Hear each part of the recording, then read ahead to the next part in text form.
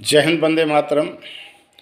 कल मौनी अमावस्या के दिन जो ये दुखद हादसा हुआ है अमृत स्नान के दिन, इसके लिए मैं परमपिता परमात्मा से प्रार्थना करता हूँ कि मृतकों की आत्मा को शांति प्रदान करे और इस दुख की घड़ी में ईश्वर उनके परिवारों को इस दुख को सहने की शक्ति प्रदान करे।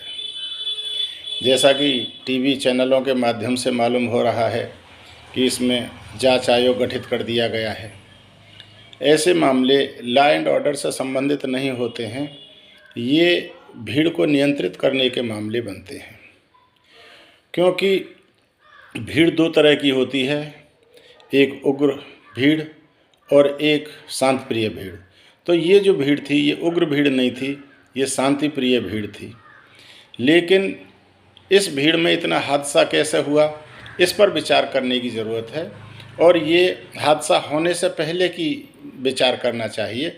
रिस्क फैक्टर कितना है? अगर आप इतना बड़ा इवेंट कर रहे हो तो उसमें रिस्क फैक्टर क्या है? रिस्क फैक्टर इसमें यही था कि भीड़ आएगी, तो भीड़ आएगी तो उसको नियंत्रित कैसे किया जा सकता है? भीड़ जब आएगी तो भीड़ एक पॉइंट आप बना दोगे तो उस पर पॉइंट पर भीड़ आएगी। जैसे संगम को पॉइंट बना दिया तो संगम पर भीड़ भाले की शेप में आएगी, क्योंकि चारों तरफ से जो जुड़ेगी वो हॉपर की तरफ। तो एक जगह पॉइंट जब हो जाएगा तो जहाँ एक जगह पॉइंट हुआ तो वो पॉइंट टूटना बहुत ज़रूरी होता है।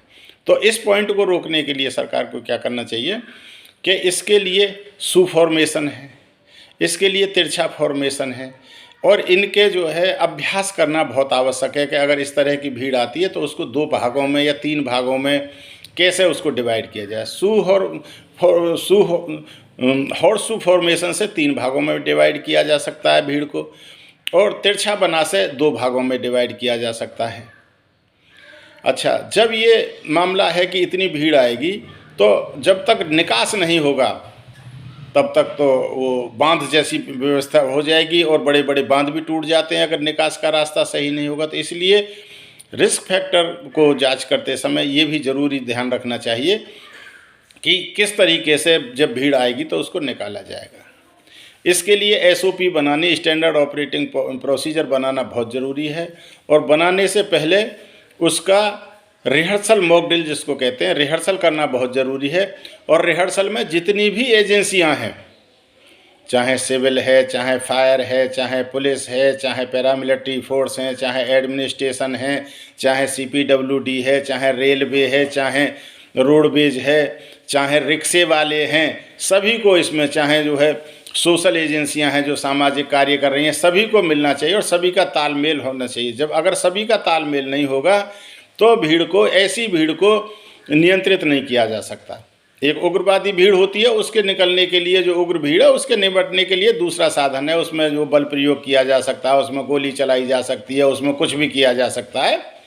लेकिन ये जो शांत प्रिय भीड़ है जो अपने धार्मिक कार्य के लिए आ रही है, ये उग्र भीड़ से अलग होती है। तो उसमें आप बल प्रयोग नहीं कर सकते, उसमें आप दूसरे उपाय नहीं कर सकते। इसमें केवल एक ही उपाय आप कर सकते हो कि उसको जो है हॉर्स शू पोजीशन से उसको तीन तरफ डिवाइड कर दो, तिरछा बना करके दो तरफ डिवाइड कर दो और जो पीछे से ही बैरिकेटिंग लगानी चालू कर दो।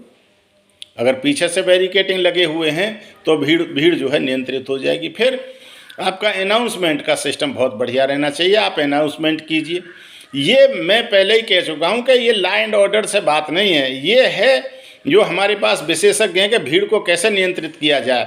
ऐसे लोगों की राय लेनी चाहिए कि भीड़ कैसे नियंत्रित की जा सकती है, क्योंकि मैंने देखा है कि भीड़ को नियंत्रित बल के द्वारा करना बहुत मुश्किल होता है। जो धार्मिक है उसमें बल प्रयोग किया ही नहीं जा सकता।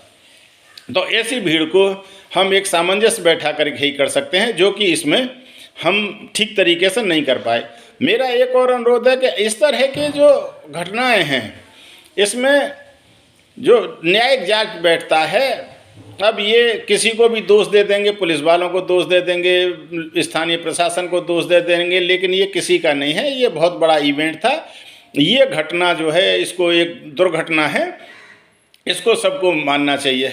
विपक्ष जो हल्ला कर रहा है कि कितने मर गए, क्या हुआ, कैसे हुआ, उसको इसमें जानने की इच्छा सिर्फ इतनी है कि वो अपने इसमें राजनीतिक हित देख रहे हैं, लेकिन इसमें राजनीतिक हित नहीं है। मैं तो सोच रहा था कि जब ये मरने की संख्या आ जाएगी तो ये हो सकता है 20-20, 30-30, 40-40, 50-50 लाख रुपया शायद विपक्षी पार्टियां उनको दें और उनको सांत्वना दें, उनके अब घर जाएं। उनके अब घर कोई नहीं जाएगा अब ये, लेकिन सरकार से ही सवाल करेंगे। ये एक अच्छी नीति नहीं है। ये जांच आयोग इसमें ऐसे जो है सुझाव दे कि आइंदा इस तरह की दुर्घटनाएं ना हो। तो मैं आज के लिए इतना ही बस। जय हिंद, वंदे मातरम।